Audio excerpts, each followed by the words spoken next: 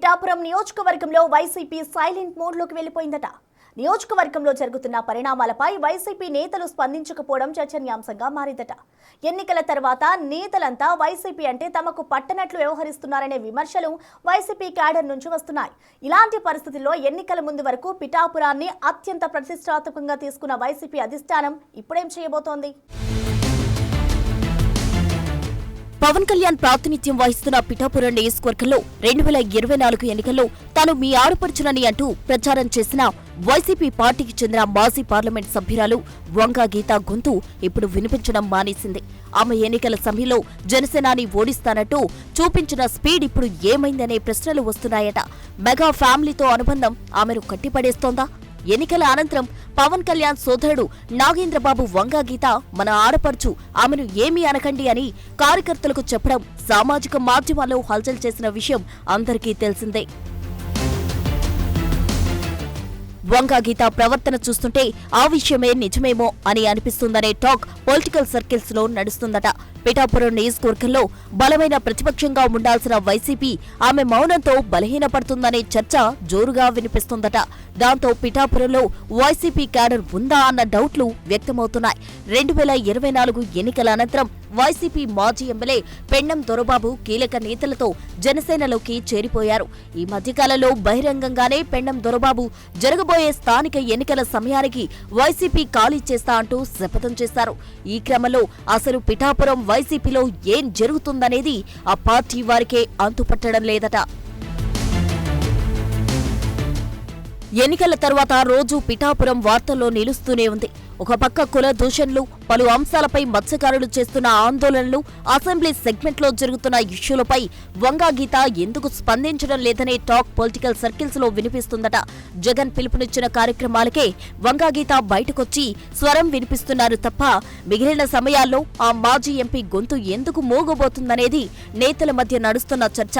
ప్రతి విషయం వార్తల్లోకి వచ్చి జరిగిన తప్పులను స్వయంగా పవన్ కళ్యాణ్ తెలుసుకుంటూ వాటికి దిద్దుబాటు చర్యలు చేపడుతున్నారు. ప్రతిపక్ష పార్టీ వైసీపీ మాత్రం ఎందుకు ప్రశ్నించడం లేదనే చర్చ నడుస్తోంది. ఇసుక అక్రమ రవాణాను పిఠాపురం తెలుగుదేశం పార్టీ ఇన్ఛార్జ్ వర్మ అడ్డుకున్నారు తప్ప వంగా గీత మాత్రం సైలెంట్ మోడ్లో ఉంటూ ఏం జరిగినా చూస్తూ ఉండిపోతుండడం చర్చనీయాంశంగా మారింది. వైసీపీ నుండి కాకినాడలో జరిగే కార్యక్రమాలకు హాజరై కూటమి ప్రభుత్వంపై వ్యతిరేకంగా మాట్లాడుతున్న వంగా గీత పిఠాపురంలో మాత్రం అంతంత మాత్రంగానే వ్యవహరిస్తున్నారట. జనసేన, టీడీపీ పార్టీల మధ్య జరిగే గొడవలు వేడుకలా చూస్తున్నారు తప్ప వైసీపీ పరంగా ఎటువంటి కార్యాచరణ లేకపోవడంతో క్యాడర్లో నైరాశ్యం నెలకొంది. ఇక కూటమి ప్రభుత్వం విధానాలు విమర్శిస్తూ చేస్తున్న ప్రకటనలు సోషల్ మీడియాలో పోస్టులకే పరిమితం అవుతున్నారు తప్ప క్షేత్రస్థాయిలో ఎటువంటి కార్యక్రమాలు చేయడం లేదనేది నేతల విమర్శ.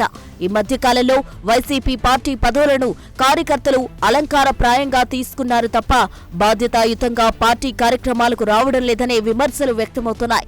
ఎన్నికల అనంతరం వైసీపీ పార్టీ నుండి అధిక సంఖ్యలో గెలిచిన సర్పంచులు, ఎంపీటీసీలు, జడ్పీటీసీలు, కౌన్సిలర్లు, చైర్మన్లు కొంతమంది అప్పుడప్పుడు కనిపిస్తున్నారే తప్ప మిగిలిన వారు పార్టీ కార్యాలయం వైపు కూడా రావడం లేదట. అందుకు కారణం వంగా గీత ప్రవర్తననే కార్యకర్తలు గుసగుసలాడుకుంటున్నారు. అన్ని పార్టీలో చోటు చేసుకుంటున్న పరిణామాలతో పిఠాపురం రాజకీయం రోజురోజుకు వేడెక్కుతోంది. ముఖ్యంగా వైసీపీ ప్రతిపక్ష పాత్ర పోషించడంలో విఫలమైందంటూ పలువురు సొంత పార్టీ నేతలు అసంతృప్తి వ్యక్తం చేస్తున్నారట. పిఠాపురం వైసీపీ ఇన్ఛార్జ్ మాజీ ఎంపీ వంగా గీత పనితీరుపై సొంత పార్టీ వర్గాల్లోనే తీవ్ర స్థాయిలో చర్చ జరుగుతుందట. ఆమె చుట్టూ ఉన్న కోటరీ వ్యక్తులు చెప్పినట్టుగానే ఆమె వ్యవహరిస్తున్నారని, గ్రౌండ్ లెవెల్లో ఉన్న క్యాడర్ నుంచి వస్తున్న సమస్యలపై వేగంగా స్పందించట్లేదంటూ నేతలు పెదవి విరుస్తున్నారట. ప్రతిపక్షంలో ఉండి పోరాడాల్సిన వంగా గీత పెద్దగా ఎఫెక్ట్ చూపలేకపోతున్నారన్న బహిరంగ విమర్శలు వెల్లువెత్తుతున్నాయి. వంగా గీత ఇదే ధోరణిలో ముందుకు సాగితే నిజంగానే పిఠాపురంలో వైసీపీ ఖాళీ అయ్యే ప్రమాదం ఉందనే చర్చ నడుస్తుందట. ఎన్నికల అనంతరం స్థానిక సంస్థలపై పోరాటాల్లో క్యాడర్కు మద్దతు ఇవ్వడంలో వంగాగీత వెనుకబడ్డారని వైసీపీలోని ఒక వర్గం బాహాటంగానే మాట్లాడుతోంది. ప్రభుత్వ వైఫల్యాలు ఎండగట్టడంలో చురుకుగా లేరని, ఇది అధికార పక్షానికి మేలు చేకూరుస్తుందని వారు అంటున్నారట. గతంలో వంగాగీత ప్రజారాజ్యం పార్టీలో పనిచేసిన అనుభవం ఉంది. వైసీపీలోనూ కాకినాడ ఎంపీగా పనిచేశారు. అయితే ఇప్పుడు ప్రతిపక్ష నేతగా వంగాగీత వ్యవహార శైలితో ఆమె భవిష్యత్తు కార్యాచరణపై సందేహాలు వ్యక్తమవుతున్నాయట.